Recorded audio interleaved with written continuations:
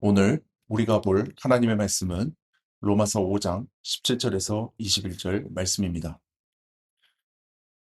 한 사람의 범죄로 말미암아 사망이 한 사람을 통하여 왕노릇하였은즉 더욱 은혜와 의의 선물을 넘치게 받는 자들은 한 분 예수 그리스도를 통하여 생명 안에서 왕노릇하리로다. 그런즉 한 범죄로 많은 사람이 정죄에 이른 것 같이 한 의로운 행위로 말미암아 많은 사람이 의롭다 하심을 받아 생명에 이르렀느니라.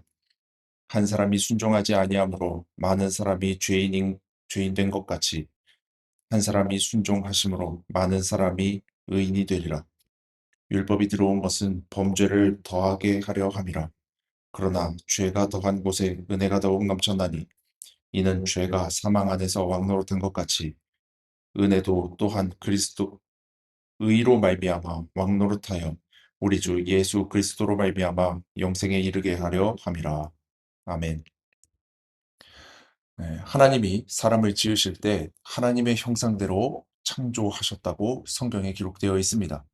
그러므로 사람들의 마음속에는 양심이라는 것이 들어가게 되었습니다. 어, 우리 사람들의 마음속에는 기본적으로 양심이라는 것이 들어 있습니다. 그래서 어, 어떤 도덕적인 것들은 가르쳐 주지 않아도 다 알죠. 예를 들어 사람을 죽이는 것은 나쁜 것이다라는 건 누가 가르쳐 주지 않아도 아는 것입니다. 이처럼 사람은 무엇이 선하고 악한지를 이미 알고 있습니다. 왜냐하면 그 안에 양심이라는 것이 있기 때문이죠. 하지만 사람은 지음받은 지 얼마 되지 않아 양심을 저버리는 일을 하게 됩니다. 아담이 선악과를 먹었고 그 후로 사람들은 죄를 짓게 되죠. 그래서 하나님께서는 이스라엘 백성들에게는 율법이라는 것을 주셨습니다. 그럼에도 불구하고 사람들은 도덕법을 어기기 시작합니다.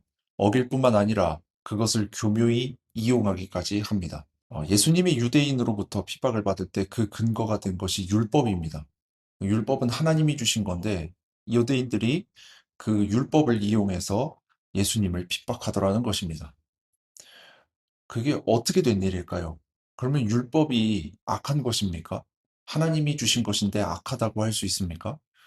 그럴 수 없습니다.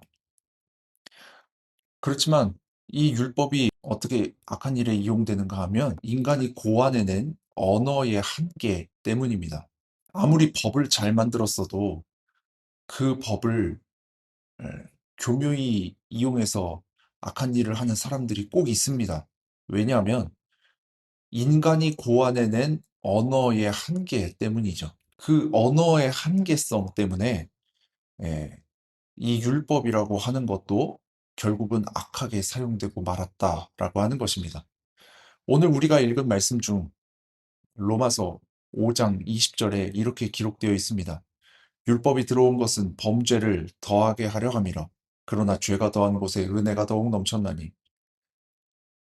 율법이라는 것은 선한 것입니다. 선한 것인데 어, 그 율법을 담는 그 언어의 한계 때문에 인간이 그것을 이용해서 악한 일을 하더라는 것입니다.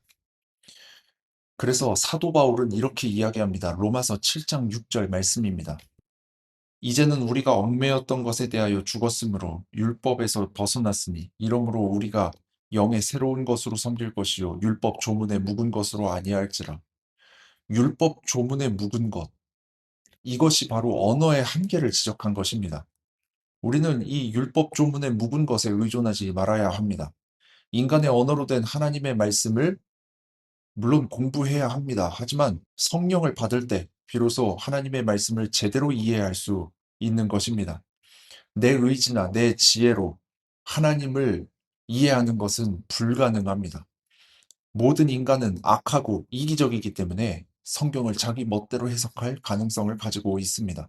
하지만 성령을 내 마음에 모셔드리면, 예수님을 내 마음에 모셔드리면 하나님의 말씀을 봐도 그것을 이상하게 해석하지 않고 제대로 이해할 수가 있다라는 것입니다. 예레미야 31장 33절에 이렇게 기록되어 있습니다. 그러나 그날 후에 내가 이스라엘 집과 맺을 언약은 이러하니 곧 내가 나의 법을 그들의 속에 두며 그들의 마음에 기록하여 나는 그들의 하나님이 되고 그들은 내 백성이 될 것이라 여호와의 말씀이니라. 모세의 율법도 종이에 기록되었습니다. 그러나 예레미야 선지자의 말은 이제 앞으로는 하나님의 말씀을 마음에 기록하는 때가 올 것이다. 이거예요.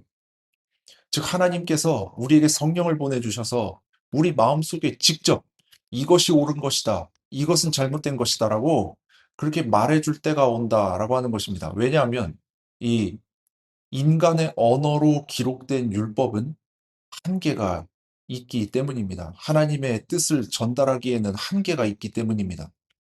그러므로 우리는 성령님을 간구해야 합니다. 예수님이 내 마음속에 오시기를 간절히 바라며 기도해야 합니다. 그래야 하나님의 말씀을 제대로 이해할 수 있고 하나님의 말씀에 순종할 수 있습니다.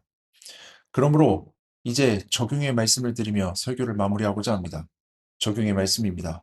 하나님의 말씀을 마음에 두고 실천할 수 있게 해달라고 기도합시다.